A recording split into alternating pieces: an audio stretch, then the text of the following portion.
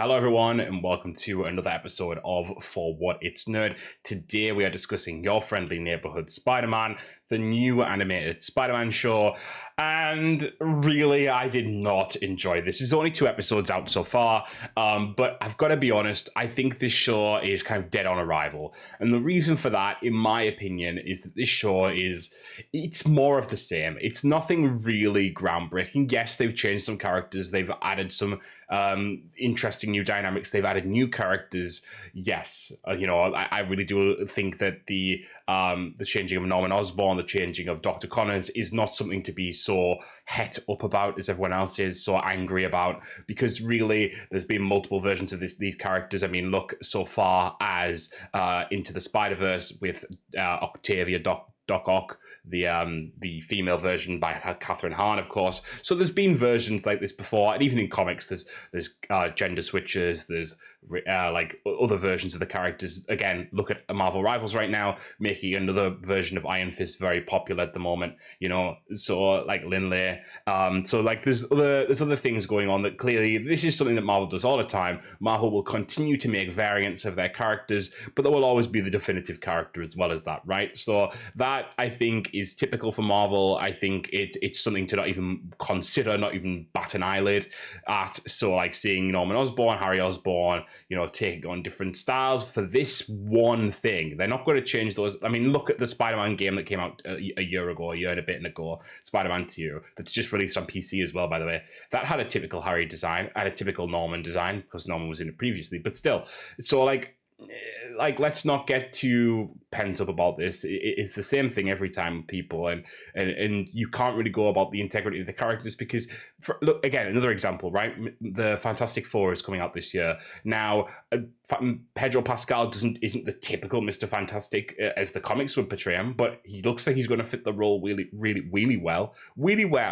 And so you can't just, Jessica Alba, oppositely, when they did the Fantastic Four the last time around, she's not really Sue Storm on the page, but no one complained about that, So there's idiosyncrasies in there, and there's some small subset of fans that are using this as a racial tool, and let's just be honest, let's just name that as it is and move on from there.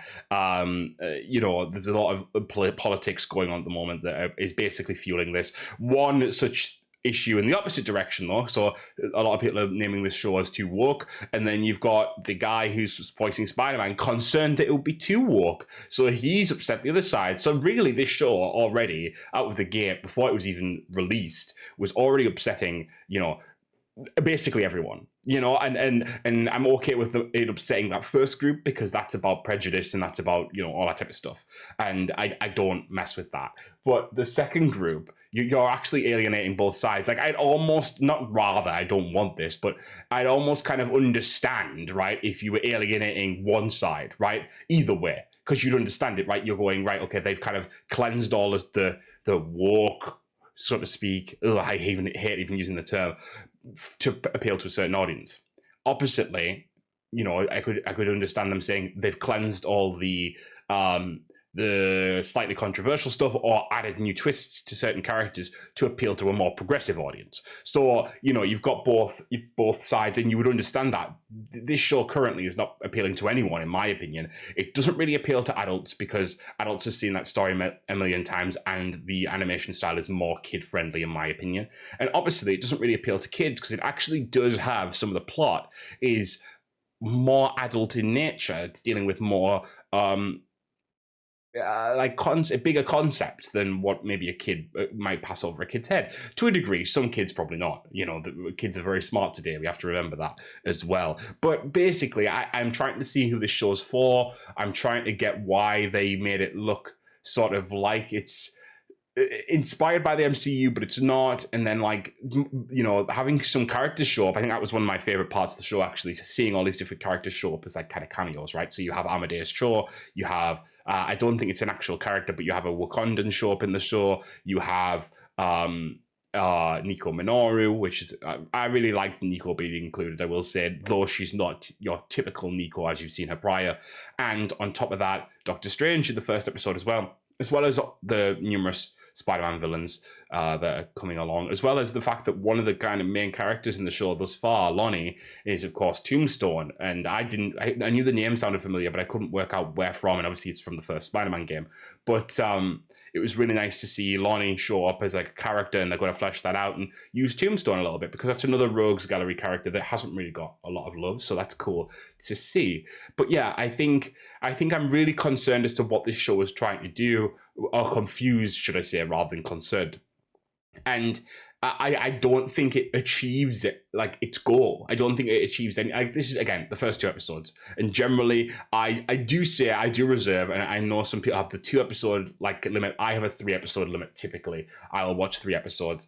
If your show hasn't caught me by that point, it's usually off. If it like loses me even before then in my opinion, not great at all. But like, for example, I still haven't watched Skeleton Crew. Now I know a lot of people enjoyed it, but it just did not grip me in those first 2 episodes, and I kind of haven't gone back. I will go back because I'm a Star Wars fan, but still, Creature Commandos is the same. So there are some examples just to show you that I'm not being biased towards this specific Spider-Man show in this instance. I can't, like, if I like something, I like it. If I don't, I don't. I think that's very true of a lot of people, but I think the whole point is to discuss it, right? And I think there's a lot of issues surrounding the actual political part of this show, and I'm not really interested in that. I'm interested in what's happening in the show. And again, I think the dynamics are somewhat interesting to a degree, but we've seen it all before to one degree or another. Nico is basically a stand-in for your Ned or your Harry or your whatever, right? Nico is just a stand-in for whichever other. This is how interchangeable Nico was. They at one point were going to use Jessica Jones as her and de-age Jessica, which I think actually would have been better because Jessica Jones and Peter Parker actually did go to school together in the comics. But they went against that because they felt it would confuse people because Jessica Jones was aged up for the, well, not aged up, but used at a later date in her timeline for the MCU. So yeah, I think it's one of those ones where, like, I don't know. I keep coming back to it. Who was this show for? Who was it for? Because it's not for your MCU fans. It's not for your comic book fans. It's not for the that side, you know, the non-woke, let's say, and it's not for the woke really, because these comments are being made, and like, I don't know who it was made for, and I don't know why it was made. Personally, what I would have done, and this is my humble opinion, and I haven't even watched that show to a great degree. I've watched a few episodes over time, or a few clips here and there as well. But the Spider-Man show that was brought out at around the same time as the X-Men show, right? X-Men, the cartoon.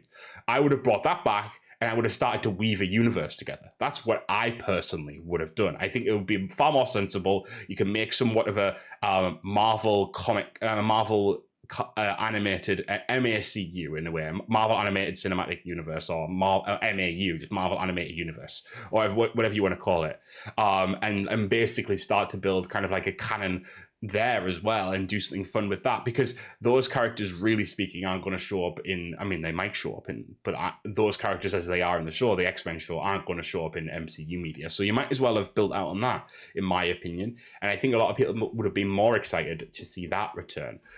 That's my opinion. That's my thoughts. I don't know what you guys think on that. But yeah, I there's so little to say on this for me, because I don't think it does it. And I'm not a big Spider-Man fan. I've said it before. I've said it numerous times. I'm not a huge Spider-Man fan, but I don't think it does justice to the Spider-Man origin story in a really cool way. It basically sort of takes a little bit of inspiration from Miles in the multiverse, the Spider-Verse movie. Sorry, then kind of like wheedles into like trying to get MCU synergy, but isn't, and then reinvents characters in a fun way, admittedly, but reinvents them, and then result, I don't quite understand. That's my opinion. I think, and I think Marvel hasn't got much confidence in this, because apparently they've released the first 2 episodes together, and apparently next week they're releasing 3, 4, and 5 together, which, let me put it this way, and this is what happened with Echo, and I think Echo was a tragedy, actually, because I thought the Echo show was quite fun, but they dropped it all at once, right? The opposite's happening. The opposite's happening here. I think they're dropping it all at once because they know it's not great, in my opinion. I think they know it's not anything special. Echo, I think, was done a disservice with that, but I think that's what Disney does. If Disney doesn't have confidence in something, but they need to release it because they've put too much work into it at a certain point.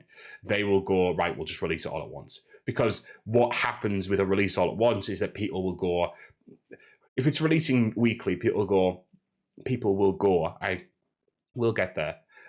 People will go and say online, oh, this wasn't great after episode 1 and 2. And so people don't generally check it out. Whereas if you release it all at once and people all watch it at once, they're all then going, oh, that was bad. And like you're talking about it after the fact. So you see the difference there. Now, obviously, this is a split release still, but it's less so. And I think that's interesting. I think that is interesting to me because X-Men was released weekly because they knew they were onto a good thing. Was it released weekly? I think it was. The first 2 episodes then released weekly, right? I'm pretty sure.